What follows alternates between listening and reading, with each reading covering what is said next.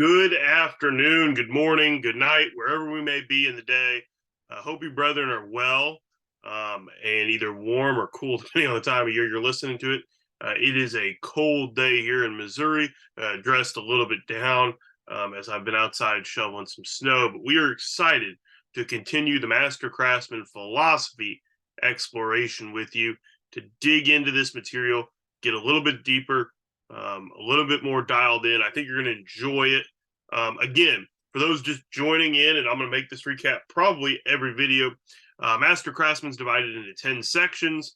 The degrees are broken apart based on general theme within those. The first section, section 1, covers the introduction and the symbolic or craft degrees of the ancient and accepted Scottish Rite.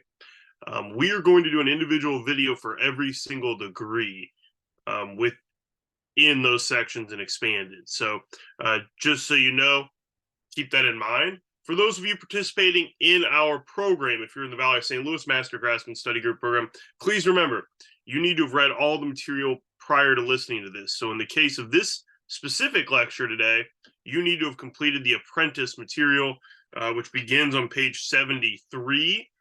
And you need to have knocked that out as it goes up until page 95. So that's what you need to have read before you listen to this material. So please make sure you've done that. Otherwise, pause, step away, and you can come back to it. But let's get started. Let's jump on in.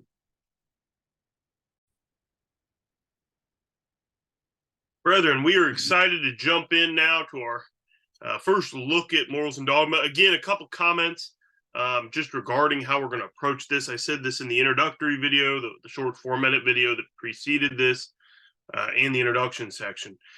Very much this program is, at least how we practice it in the Valley of St. Louis, is to kind of guide you page by page through the text, highlighting quotes, some content, some thought processes. So very much I'm going to be looking down between notes and things as we talk, if you're watching my image on the screen. But pay attention, obviously, to some of the content we discuss in the slide deck themselves. We've always found this to be really, to me, one of the most engaging courses because brothers really pick up and dial in on things, and it makes for a fantastic experience. So again, we're going to walk you through some things. We're not going to hit everything, obviously. This is quite a tome, but we are going to try to zone in on those more important things. So we're excited to get started, guys, and here we move on. As we begin, just one quick notation. The first section addresses the craft lodge of the ancient and accepted Scottish Rite. I do want to make this point very clear and very thoroughly explained, as we've actually seen this be kind of an interesting discussion point in our own study groups. This is addressing the craft lodge of the ancient and accepted Scottish Rite, not the Preston Webb system or York Rite or American Rite, however you want to frame it. This is the Scottish Rite perspective. If you're interested in these craft degrees, I can do no better than to suggest purchasing Albert Pike's The Porch in the Middle Chamber, recently reprinted by the Scottish Rite Research Society, and illustrious Arturo de Hoyos as kind of the architect behind it. This will walk you through Pike's perspective on those degrees and give you the connotations you need to understand. In any case, just a quick layout of the lodge room. This comes from The Porch in the Middle Chamber, just so you can kind of see how everything works and how everything sits.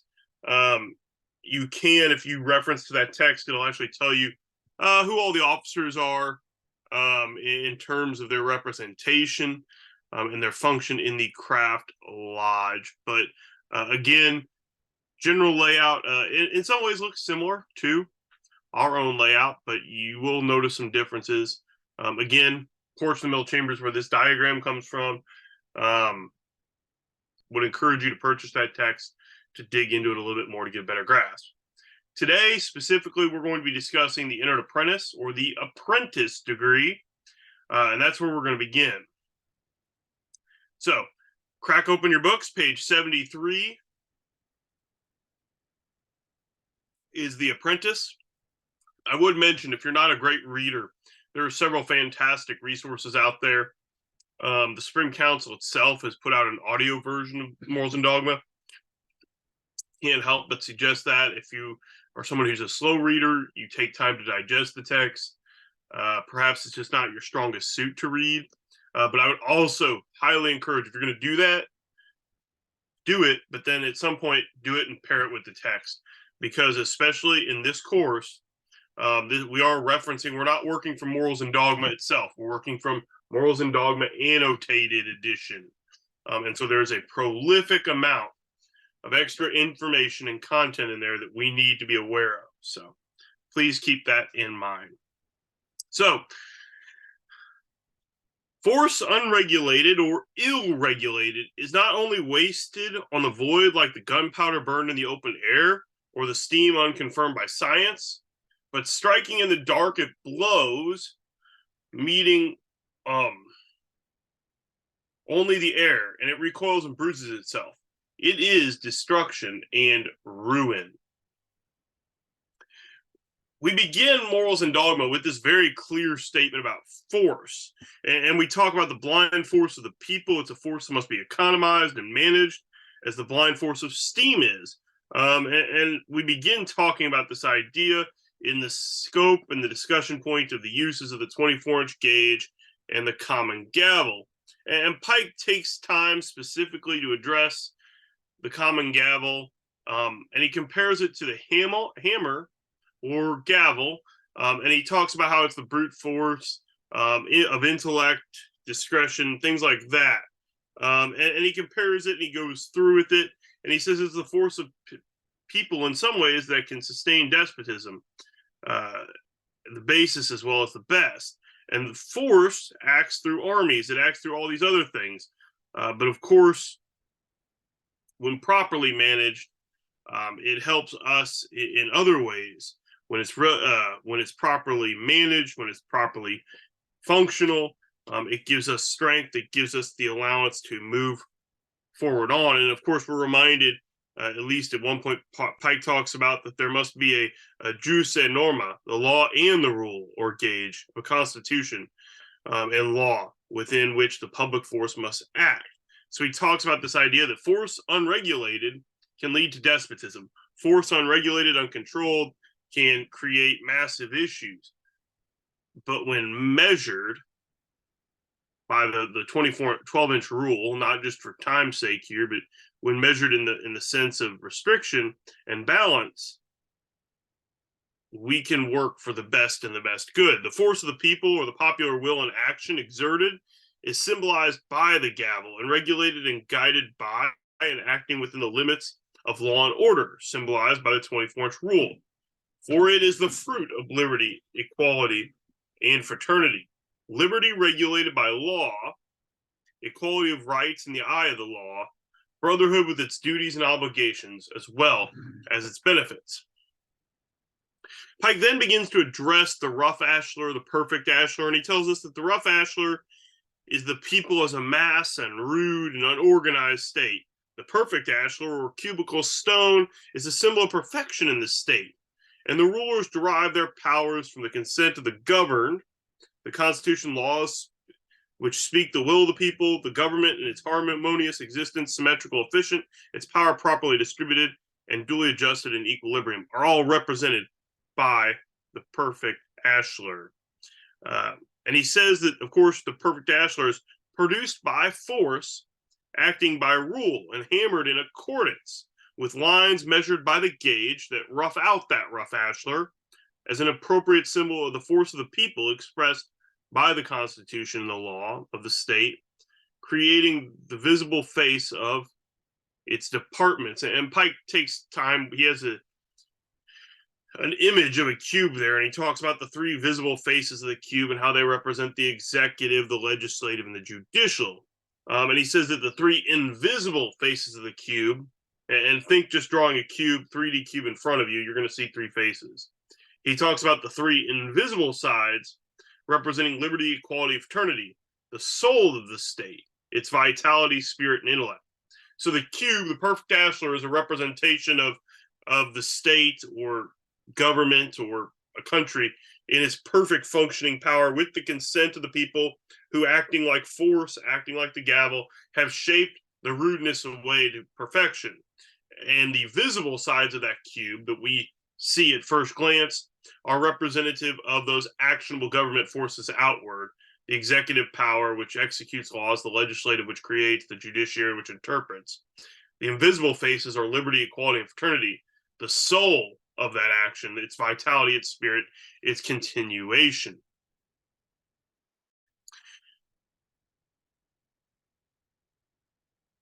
Of course, every lodge is a temple, and the whole of it in its details is symbolic. The universe itself is supplied man with the model of the first temples reared to the deity. The arrangement of the temple of Solomon, of course, with its ornaments, its decorations, the dress of the high priest, they all had reference to the order of the universe as it was understood. And it contained, of course, emblems of the season, the sun, the moon, constellations. And it is the master of the lodge of the universe who is representative, of course, of this idea of the divine will, divine wisdom in the word, when we talk about Hermes and Hiram and the lights of the lodge and things. Of course, Varro himself is credited with the first early use of the word temple or templum. And we hear that coming from the De Lingua Latina. And templum meant a place for auguries and auspices. The word may be related to tuere, or to look or to contemplate. The primitive root temp is to cut or scribe, as in template. And in templum, sometimes referred to as a particular place in the sky.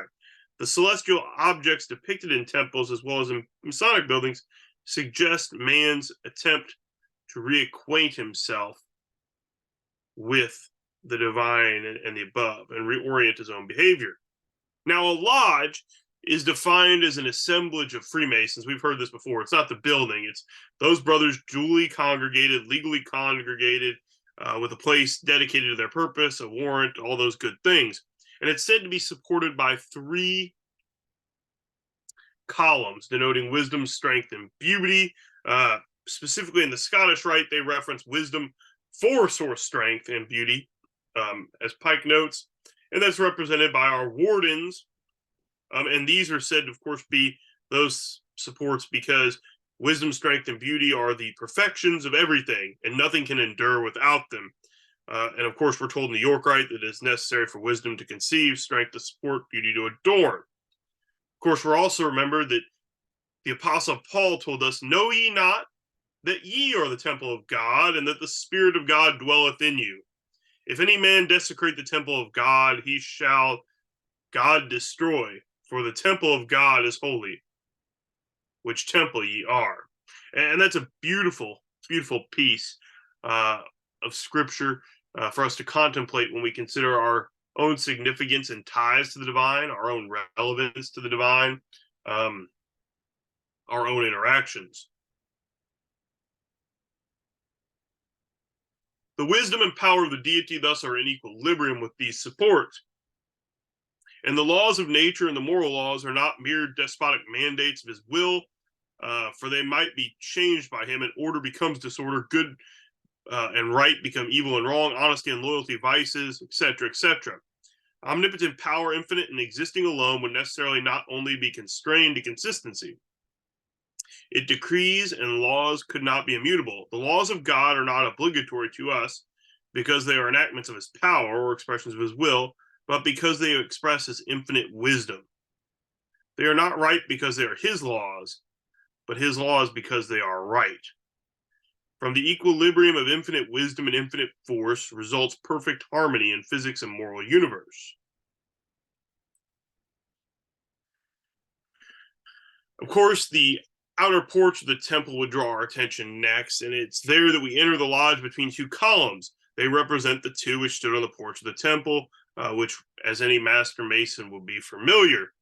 We're told that these freestanding pillars were set up at the entrance of the Temple of Solomon, and they're representative of the common features we see in a Masonic lodge, as you see illustrated. Atop each of the original pillars is an unusual detail, which has been variously interpreted. The Hebrew word gulat is used in Kings and Chronicles, and it means bowls, globes, or vessels. And for this reason, it is not known how the pillars actually looked. Of course, Masonic tradition depicts them with terrestrial and celestial maps on an actual globe. But that really dates from the middle of the 18th century, and it was probably adopted at some point to denote the universality of the fraternity.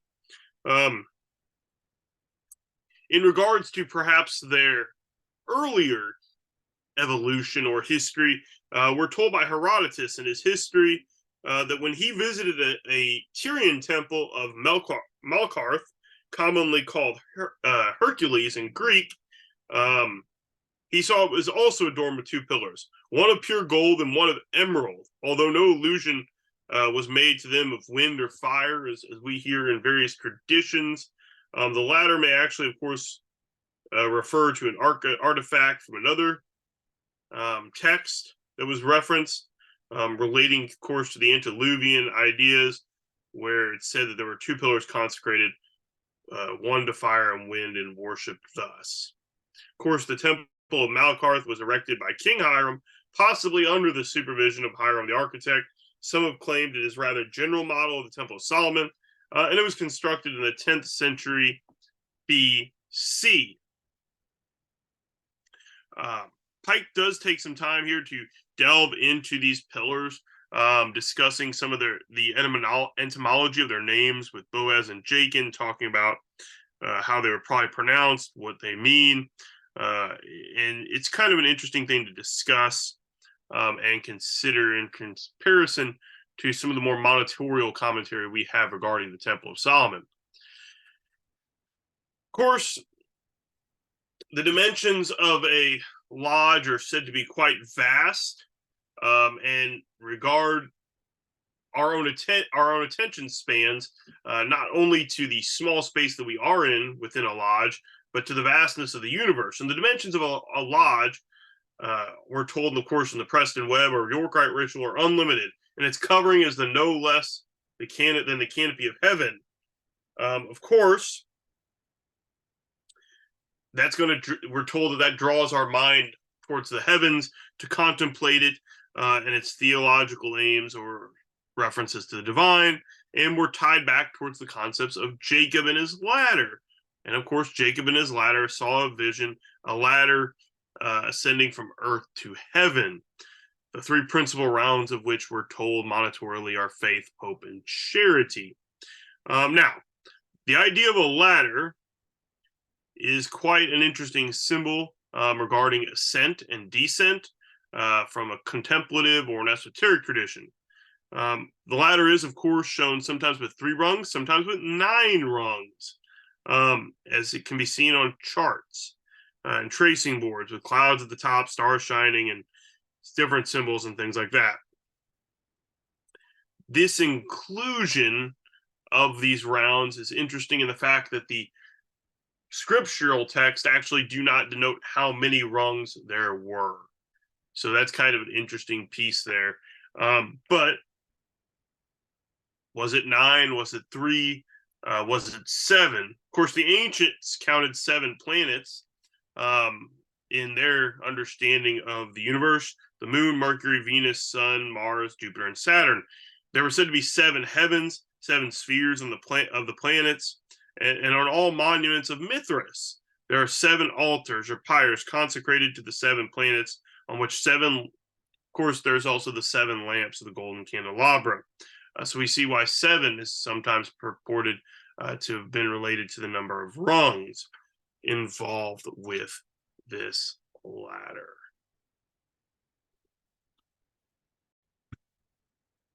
As we continue to explore the idea and the concept of the lodge, we of course see in detail its ornaments, its furniture, and those important things. Of course, the Holy Bible square and compasses are not only styled the great lights in masonry, but they're also technically, of course, called the furniture of a lodge. And of course, the earliest reference to the Bible being present in Masonic ritual dates to 1660. And we're told, in regards to the idea of the word furniture, that it's more relating not to, and I've actually heard guys ask this before, well, furniture is like a couch. Well, it's more here referencing equipment that is necessary. Hence, the Bible is called the rule and guide of our faith and practice, as well as an inestimable gift to God and man. Of course, we all know that the Bible is going to be considered indispensable as part of our work, and its earliest known references um, date to these ideas and these early points when it's involved with certain processes. The idea of sacred text being present, permitting a candidate to be obligated on a book that regarded the highest estimation of his own truth, is an important factor.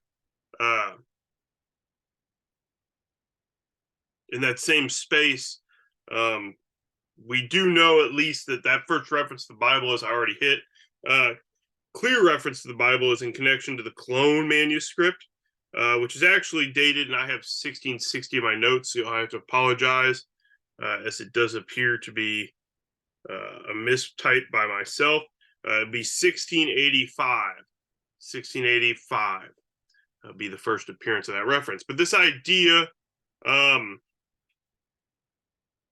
of the lights, this idea of the furniture being indispensable is key. And of course, we talk about the furniture, we talk about the lights as the furniture. We also talk about the details of the lodge and its ornamentation, and the various pieces. And we're going to kind of break that apart in a second.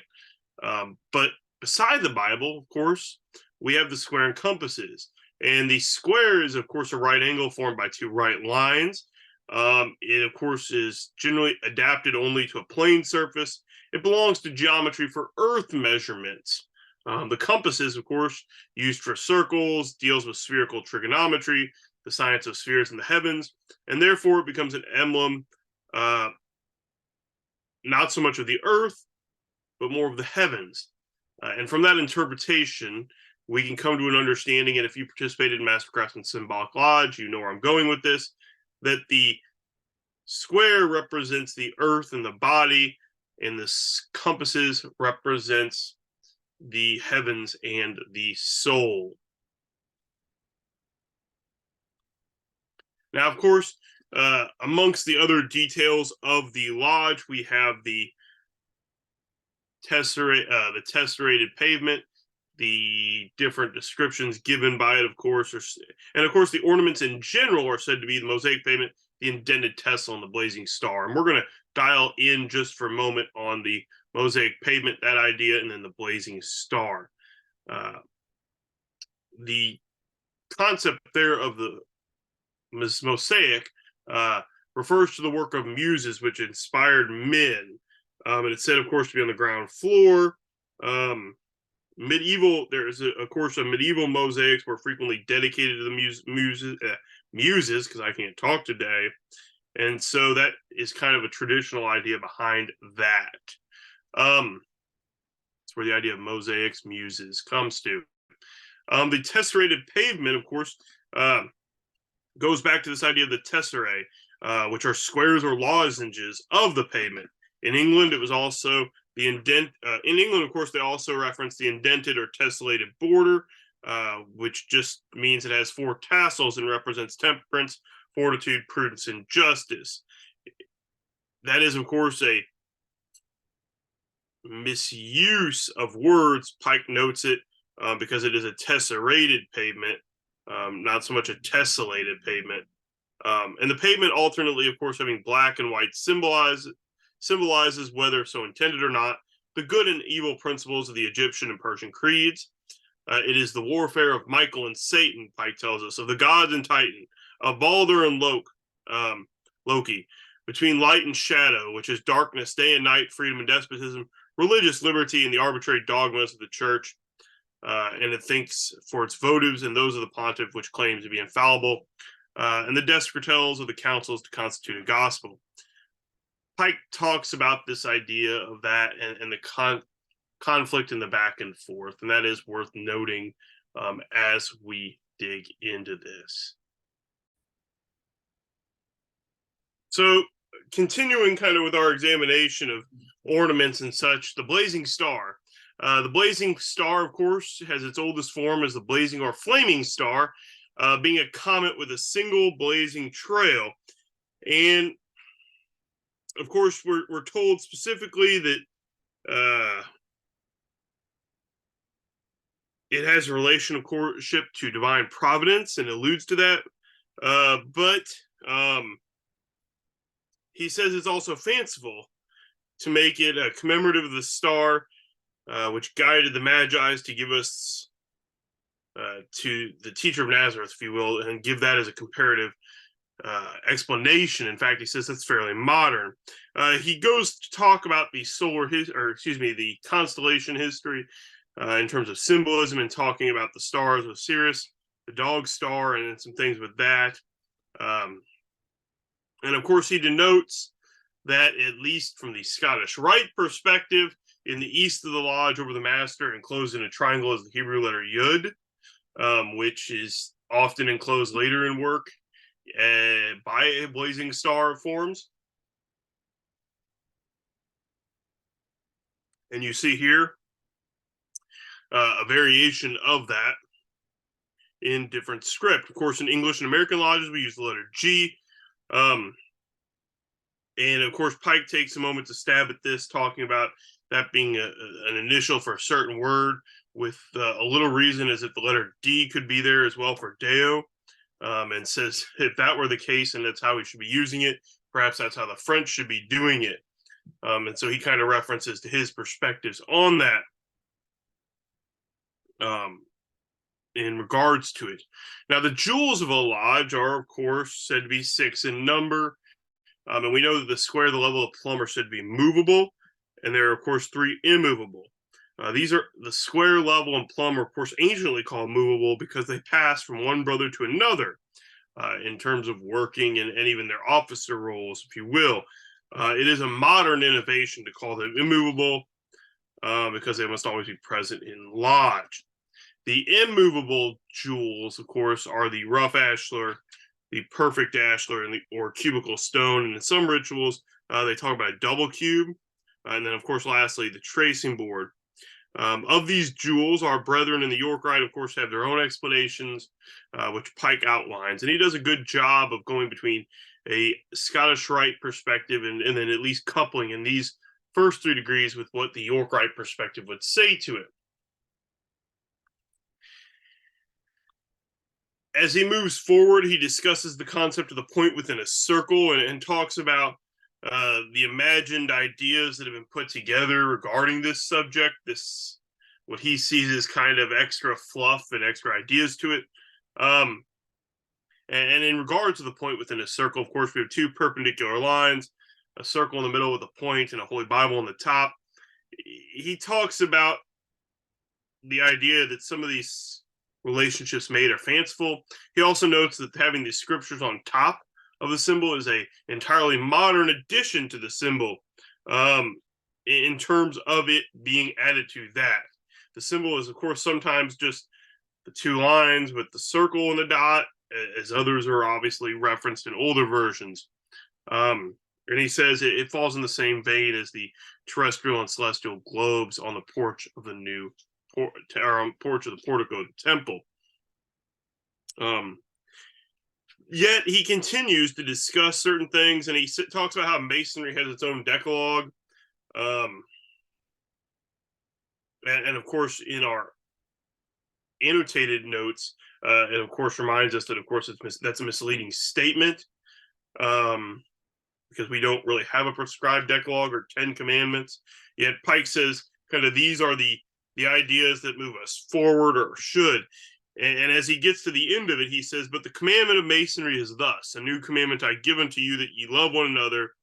And he saith that in light, that he is in light, and hateth his brother still remaineth in darkness. I think that's an interesting point to end with, this idea of the law of love. And he says, such are those the duties, moral duties of a Mason, but it is also the duty of Masonry to assist in elevating the moral and intellectual levels of society. in coining knowledge, bringing ideas into circulation, etc., etc. To this duty and work the initiate is apprenticed. He must not imagine that he can effect nothing and therefore despair and become inert.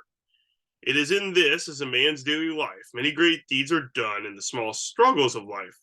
There is, we are told, a determined, though unseen bravery which defends itself foot to foot in the darkness against the fatal invasion of necessity and baseness. There are noble and mysterious triumphs which no eyes see, which no renown rewards, which no flourish of trumpets salute, life, misfortune, isolation, abandonment, etc.